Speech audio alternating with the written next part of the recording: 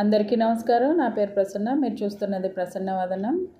Road side బండి స్టైల్లో బఠానీ చాట్ చూద్దామండి. చాలా టేస్టీగా ఉంటుంది. మన ఇంట్లో కూడా అంతే ధీటుగా తయారు చేసుకోవచ్చు. పిల్లలు చాలా ఇష్టంగా తింటారు. ఈ చాట్కి వైట్గా ఉండే పచ్చి బఠానీ బయట సూపర్ మార్కెట్స్లో అమ్ముతారు. అవి తీసుకొని శుభ్రంగా వాష్ చేసుకొని 5-6 గంటలు నానబెట్టాలి. నానబెట్టిన తర్వాత కుక్కర్ తీసుకొని బఠానీ అందులో ట్రాన్స్ఫర్ చేసుకొని ఒక గ్లాస్ వాటర్ తీసుకొని ఉడికించాలండి. దీనికి 5-6 విజిల్స్ వస్తే సరిపోతుందండి. మెత్తగా ఉడుకుతుంది. స్టవ్ ఆఫ్ చేసుకొని ప్రెషర్ పోయిన తర్వాత మూత తీసి చూద్దాం.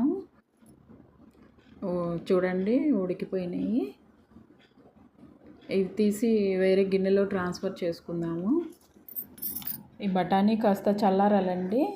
ఈ లోపల మనం స్టవ్ మీద కళాయి పెట్టుకొని అందులో 1.5 టీ స్పూన్ ఆయిల్ వేసుకోండి. వేసుకొని కాగిన తర్వాత 1/2 టీ స్పూన్ జీలకర్ర వేసి వేయించుకుందాము. వేగిన తర్వాత ఒక మీడియం సైజు ఉల్లిపాయ మిక్సీ వేసుకొని పల్స ఆడాలండి. అది కట్ చేస్తే ముక్కలు ముక్కలుగా తగులుతుంది కాబట్టి పల్స ఆడితే కొంచెం మెత్తగా అవుతుంది. ఈ లోపల బఠానీ చల్లారింది కదండి. మనం ఉడికించిన బఠానీలో హాఫ్ తీసుకొని మిక్సీ ఆడుకోవాలి. ఇంకో హాఫ్ అట్టే పెట్టుకోవాలి పక్కన. మిక్సీ మెత్తగా పేస్ట్ అయిపోతుందండి. పేస్ట్ ఆడుకొని పక్కన పెట్టుకుందాం.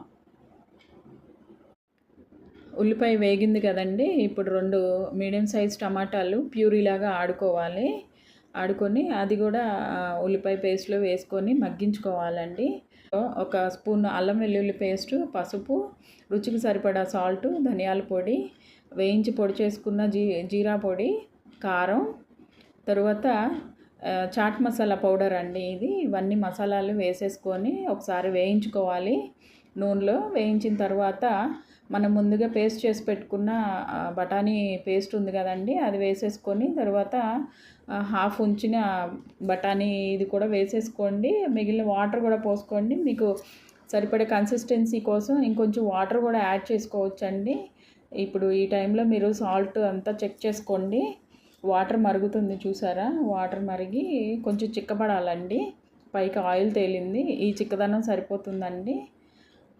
ఇప్పుడు చివరగా కొత్తిమీర వేసుకొని స్టవ్ ఆఫ్ చేసేసుకోవడమేనండి. అంతేనండి, బఠానీ చాట్ రెడీ అయింది. ఇప్పుడు బయట ఫుడ్ అంత హైజీనిక్ కాదు కాబట్టి అందరూ ఇంట్లోనే తయారు చేసుకోవడానికి ఇష్టపడుతున్నారు. ఈ విధంగా ఒకసారి ట్రై చేసి చూడండి. చాలా బాగుంటుందండి. బౌల్లో తీసుకొని పైన సన్నగా కట్ చేసుకున్న ఉల్లిపాయ, సన్నగా తరుక్కున్న టమాటా ముక్కలు, సన్నగా కట్ చేసుకున్న కొత్తిమీర, పైన నిమ్మరసం పిండుకొని బండి స్టైల్లో సేవ్ వేస్తారండి. సేవ్ వేసుకొని సర్వ్ చేసుకోవడమే అండి. చాలా టేస్టీగా ఉంటుందండి.